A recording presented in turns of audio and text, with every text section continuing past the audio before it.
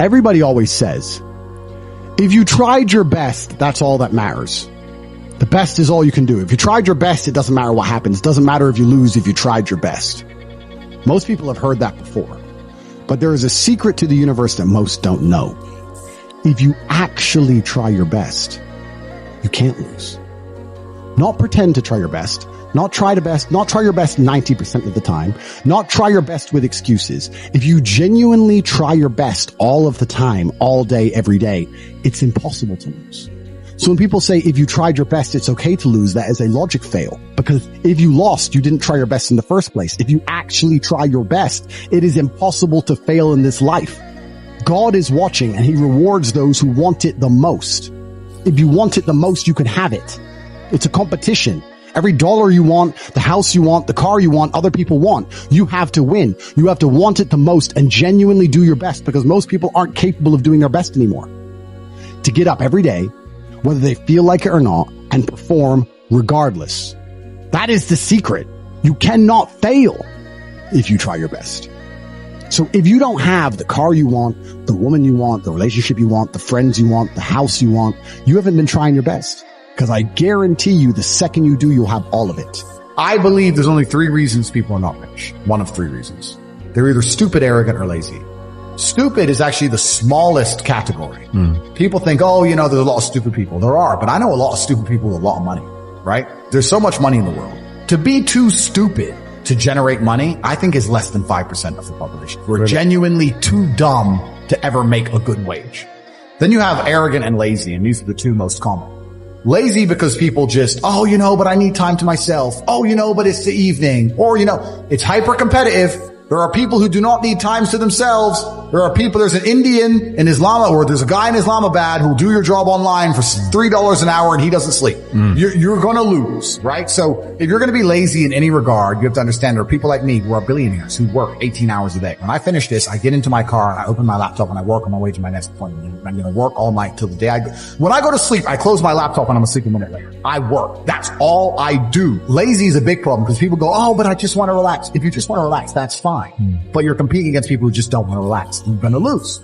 And the last, and I'd say that's around, a lot of people have that element to them. A lot of people are lazy. That's about 50% of people. But the main reason people are not rich is because they are arrogant. If you were to take somebody who says, I'm doing my best, I'm really trying, and you were to get an exact schedule of their last week and find all the times they've wasted time, you'd say, look, you've wasted time, wasted time, wasted time, wasted time.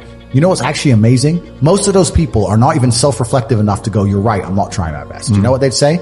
Well, I have to rest sometimes. Well, I have to have a social life. Well, they'd be so arrogant because they're arrogant. I had to do my Facebook. Yeah. No matter, you'd even show them, here's where you fucked up. Well, I have to, you're crazy.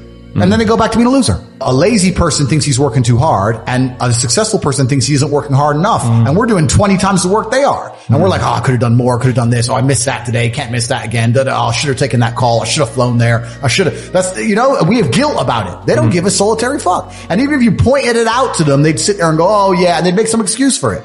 It's the brutal arrogance of people. Perhaps 50, 60 years ago, you could be a normal man with a normal job, have a normal life and a normal wife and a normal house with a normal car and be happy. But the world we are now living in is proving that being a normal man is nothing more than slavery. Being a normal, law-abiding citizen with a normal income and a normal wage and one passport and a normal wife is going to leave you depressed. Sooner or later, it's just going to leave you and you're going to end up fucking suicidal and miserable. This is what I don't understand about people, especially men in the world today. Why are they so worried about being afraid? Why are they so worried about, I was afraid every time I fought. Yeah. I fought anyway. Yeah. Like, I don't let fear guide what I'm going to do. I do what I'm supposed to do regardless of how I feel. So I don't see anything wrong with feeling fearful. I don't see anything wrong with feeling stressed or under pressure or anxious. All these things men are trying to get rid of. And I talk about men specifically. I gender this because I'm a man. I don't know how it feels to be a woman. But all these things that people are trying very hard to get rid of from their brains, I don't see why they need to leave. I will argue the point that if I feel anxious and pressured and stressed and fearful, I will get more done than if I was happy.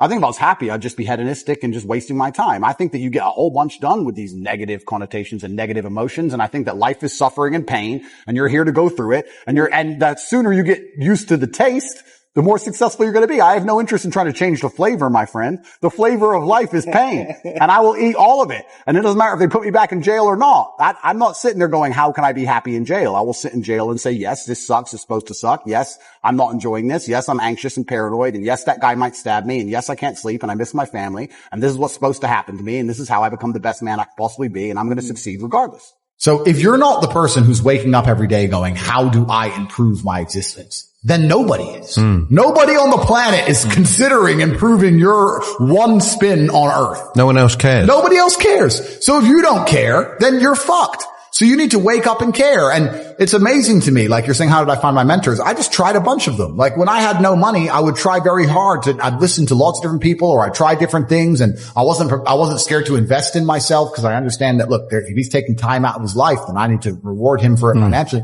And I tried very hard, and I listened, and I paid attention, and I was never lazy.